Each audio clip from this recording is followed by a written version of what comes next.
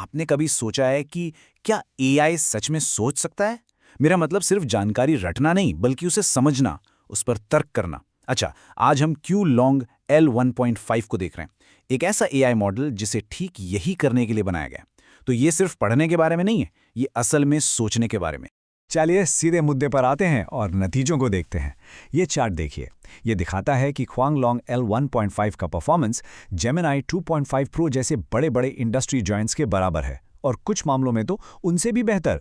लेकिन सबसे बड़ा सवाल तो ये है कि एक छोटा मॉडल ऐसा कर कैसे पा रहा है? आखिर इसका राज क्या है?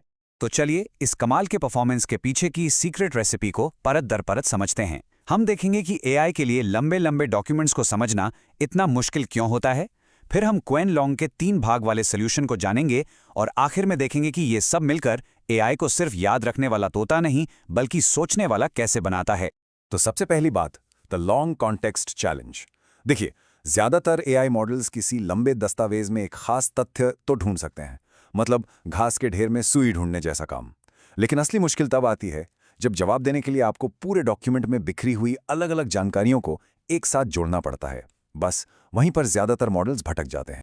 तो आप समझे, असली प्रॉब्लम मेमोरी की है ही नहीं, असली प्रॉब्लम है कॉम्प्रहेंशन की, यानी समझ की। मतलब आप एआई की मेमोरी विंडो को कितना भी बड़ा कर दें, अगर वो जानकारी के टुकड़ों को जोड़कर कोई मतलब ही नहीं निकाल सकता, तो वो असल में तर्क नहीं कर रहा है। असली गोल है सच्ची गहरी समझ। और यहीं पर क्वेन लॉन्ग का सॉल्यूशन काम आता है। उन्होंने एक बहुत ही पावरफुल 3 पार्ट रेसिपी तैयार की है। ये एक ऐसा पोस्ट ट्रेनिंग सिस्टम है जो मॉडल की रीजनिंग की असली पावर को आप कह सकते हैं अनलॉक कर देता है। तो इस रेसिपी के 3 मेन इंग्रेडिएंट्स क्या है? पहला, हाई क्वालिटी डेटा सिंथेसिस, मतलब बहुत ही स्मार्ट तरीके से ट्रेनिंग डेटा को तैयार करना। दूसरा, स्टेबलाइज्ड आरएल ट्रेनिंग, जिससे ट्रेनिंग के दौरान मॉडल स्टेबल रहता है, गड़बड़ाता नहीं। और तीसरा, मेमोरी ऑगमेंटेड आर्किटेक्चर, यानी एआई के लिए एक तरह की डिजिटल मेमोरी। चलिए पहले पिलर पर फोकस करते हैं, स्मार्टर डेटा। इस रेसिपी का जो सबसे पहला इंग्रेडिएंट है ना, वो ट्रेनिंग डेटा बनाने का एक बिल्कुल नया, एक रेवोल्यूशनरी अप्रोच है। ये नीडल इन अ हेस्टैक वाले पुराने टेस्ट से बहुत ज़्यादा एडवांस्ड है। इस स्लाइड पर आप फर्क साफ देख सकते हैं। बाईं तरफ है सिंपल रिट्रीवल, मतलब किसी डॉक्यूमेंट में बस एक फैक्ट ढूंढकर निकाल लेना, आसान है। लेकिन दाईं तरफ देखिए कॉम्प्लेक्स रीजनिंग। यहां एआई को एक मुश्किल सवाल का जवाब देने के लिए पूरे डॉक्यूमेंट में बिखरे हुए कई फैक्ट्स को आपस में जोड़ना पड़ता है। क्यूएल लॉन्ग की टीम ने एआई को ट्रेन करने के लिए इसी तरह के मुश्किल टास्क बनाए। तो सवाल है, उन्होंने ये किया कैसे? इस डेटा सिंथेसिस पाइपलाइन की मदद से। ये सिस्टम क्या करता है? ये ऑटोमेटिकली डॉक्यूमेंट्स को छोटे छोटे फैक्ट्स में तोड़ता है और फिर उन फैक्ट्स को मिलाकर मुश्किल मल्टी-हॉप सवाल तैयार करता है।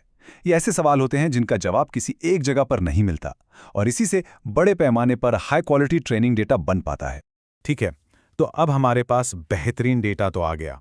अब हम आते हैं दूसरे पिलर पर, स्मार्टर ट्रेनिंग। अब चैलेंज ये है कि इस कॉम्प्लेक्स डेटा पर मॉडल को ट्रेन कैसे किया जाए कि वो अनस्टेबल ना हो जाए या जो कुछ उसने पहले सीखा है उसे भूल ना जाए। और इसका सल्यूशन है AEPO। इसे आप मॉडल का एक पर्सनल ट्रेनर समझ सकते हैं। ये रीइंफोर्समेंट लर्निंग तकनीक ट्रेनिंग के दौरान एक परफेक्ट बैलेंस बनाती है, मॉडल को नई चीज़ें एक्सप्लोर करने और जो चीज़ें वो सीख चुका है उन्हें यूज़ करने के बीच। नतीजा, मॉडल बहुत लंबे लंबे डॉक्यूमेंट्स पर भी बिना क्रैश हुए मजबूती से सीखता रहता है। और अब बारी है रेसिपी के तीसरे और आखिरी पिलर की, डिजिटल मेमोरी। ये तब काम आता है जब डॉक्यूमेंट्स इतने ज्यादा बड़े हों जो एआई के नॉर्मल अटेंशन स्पैन से भी कहीं बाहर हों। हम यहां मिलियंस ऑफ टोकन्स की बात कर रहे हैं। तो ये मेमोरी एजेंट वर्कफ्लो काम कैसे करता है? जरा सोचिए, आप एक बहुत लंबी रिसर्च रिपोर्ट पढ़ रहे हैं। आप क्या करेंगे?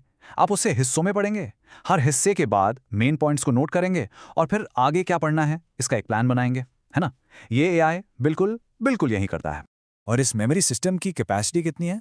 4 मिलियन टोकन्स। ये नंबर इतना बड़ा है, ये लगभग एक पूरी लाइब्रेरी की किताबों को एक साथ प्रोसेस करने जैसा है।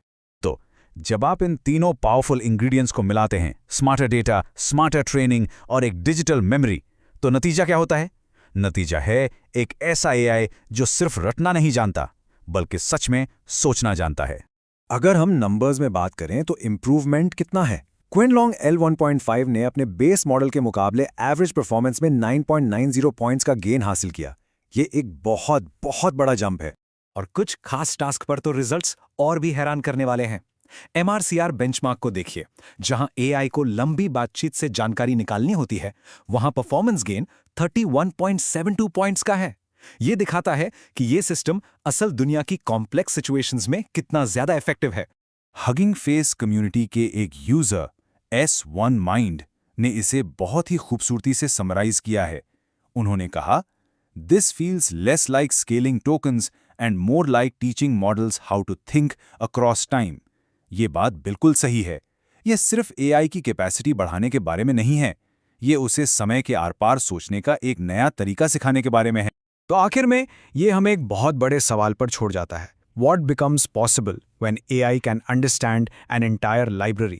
जरा एक पल के लिए सोचिए, साइंटिफिक रिसर्च से लेकर लीगल एनालिसिस तक, जब AI सिर्फ फैक्ट्स नहीं ढूंढेगा बल्कि नॉलेज को कनेक्ट करके नई इंसाइट्स जनरेट करेगा, तो क्या कुछ मुमकिन हो सकता है?